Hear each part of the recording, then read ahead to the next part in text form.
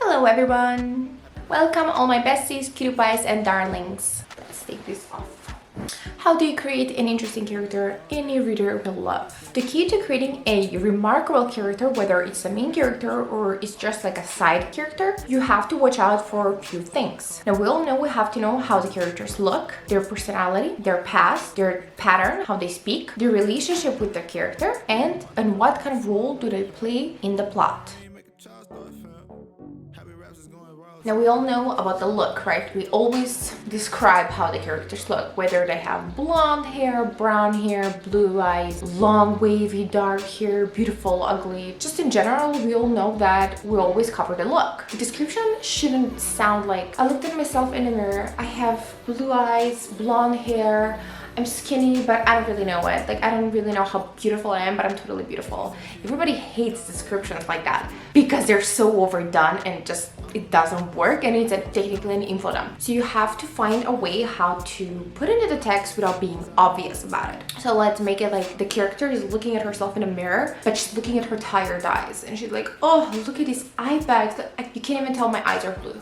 Something like that. Or the friend jokes about, oh, you know, your roots are starting to show. People can tell you're not a natural blonde. Something like that. So you can kind of give a picture that the character is blonde. Now you have main characters, you have side characters. Of course, you can always go back and forth and explain how the main character looks and how your side characters look. Sometimes you can skip the explanation, the description. I don't personally mind when I read a book because I always have like my own imagination of how the characters look, so I don't really mind if a writer decides to skip that part. But you know, some readers do want to have an exact picture of the characters in their head, so they do want a description, and this would come in handy. When it comes to personality, the main character is usually easy to tell, like what's their personality. The problem is the side characters and the characters around the main character, because you can't really tell their personality except from how they talk and their behavior, right? And usually when new writers start and they try to, you know, make a more interesting plot line or story, or they want to make the conversation interesting, they don't really think about how a side character sounds and what kind of message they're sending out. Unintentionally, a side character can be over the top, excessive, loudmouth, nosy, unfriendly, rude, sarcastic, you know, some like not even at all in the way you picture them to be. So you have to watch out about their behavior in the story as well. The reason why Stop That Hacker was so successful, I think, and everybody liked all the characters, is because they all had different personality traits that made them unique, and I tried to convey that through their actions. For example, Kai is always, you know, not interested in anything. He minds his own business, except when it comes to his crush. Then everything that you know about him changes completely because he's in front of his crush. That gives him a bit more depth, that oh, he's not just this like one side character that only has like these 3 personality traits called rude and mysterious. For example, what makes a character really stand out is that they're not always perfect. Now, a lot of new writers make mistakes and think that just because a character is not fashionable or pretty or smart or good at school or liked by a lot of people, that's what makes her stand out and makes the character relatable. That's completely wrong. Perfect thing that I was trying to tell you to avoid is that when a character is found in a situation where she's supposed to be scared, you don't necessarily have to make this character strong and make her, oh, you know, I don't really care if I die today or not, or you know, make this, let's say if you're writing a romance story, make the main character talk back to the bad boy or something. It's not always realistic, and we're not necessarily all rude in certain situations. Sometimes we pull back, sometimes we snap back. But you have to think about like how would a normal person react when they're confronted. Like a lot of times there are a lot of people that pull back and they're frightened in that moment, and they have anxiety, and they stumble on their words, and they don't necessarily know what to say all the time. Not everybody starts yelling and tries to be all that. So you have to have that in mind. When you're writing a good character, whether it's the main character or a side character, you want to focus on their past. You don't have to necessarily write it, but you have to have it in your head. What's their past like? What's their life like? For example, a good side character should have, a functioning life outside their friends, right? So they have to have their own hobbies, they have to have their own problems at home, they have to have their own life. That's what gives them depth, even though you don't necessarily write it in the story. If you just know it, it will show throughout the writing.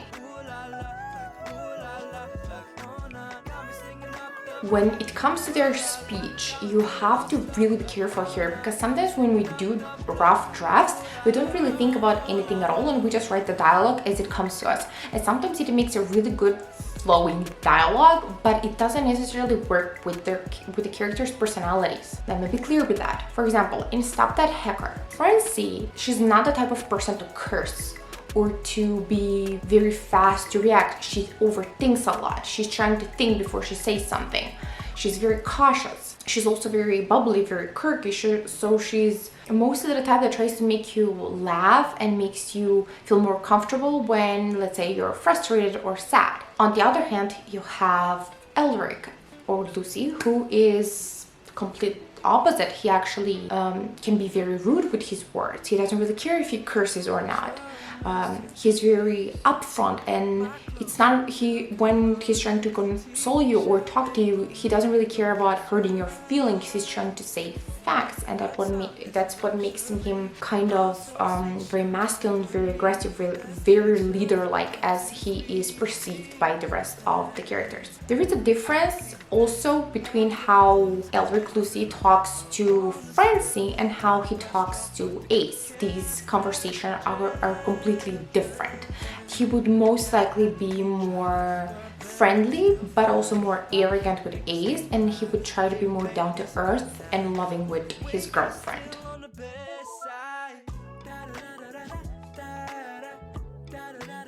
Then, of course, what's the relationship like with the characters? Now, I call this the key move to how you separate a good, well-constructed character with a bad constructed character. Let's say a main character has two best friends, right? One is like the funny, cutesy little girl that loves girly stuff, and the other character is like the sarcastic, the loud, the obnoxious, but very strong kind of sassy girlfriend. So these two girls should have different relationships with the main character. I'm saying this because in real life, when we have two different sort of friends, especially these sort of friends, the one who's the girly girl, she maybe have dependency issues. So when let's say if I'm the main character and I'm hanging out with this girl, she might need me to be the dominant one in our relationship. So if the waiter comes over, I'm the one who asks for ketchup or for another glass of water. But if I go out with the sassy friend, right, the one who's loud and doesn't really care what she says, then I can rely on that friend to order another glass of water for me or to order ketchup. So that's the kind of different relationships we have with people. So I want you to translate that with the characters as well. And lastly, their role in the plot.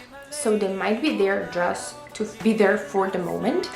In that case, you don't really have to really think about the character as much. For example, if it's just a guy who's selling them popcorn to the main characters, then you don't really have to put in a lot of effort.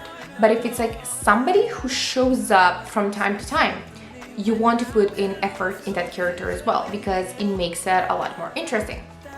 For example, in part 2 in Find That Hacker, I love the character who plays Halo's brother. I never say his name. I only explain that he writes poetry, and everything else we know about him is conveyed through his speech pattern. He's very philosophical. He's explaining things over the top. He has his own ideas of the world and how he should behave towards his sister and stuff like that. And we only see this in few phrases, but we already know so much about the character. And he shows up maybe in like 2-3 chapters only, and the scenes are very small, but he's such a memorable character. Then when you reread it, he stays in your head, even in those scenes. Stop right there. Don't go yet. Wait. Stop. Stop. I have a bonus thing for you. One thing I want you to remember when writing a character is do not fall under the pressures of society that your character has to fulfill or convey a special message. If the character makes a mistake, or they're cold, or they're not, like everybody loves that character and suddenly that character does something that every one of the readers hates, do not get under pressure and change this character's decision based on what the readers want. Because sometimes in order to get to a plot and develop a character, you have to make them go through necessary changes. You know, people are very quick to jump on the boat like, oh well, I don't like what he's doing. Like this doesn't go with my constructed imagination of what the character should be doing.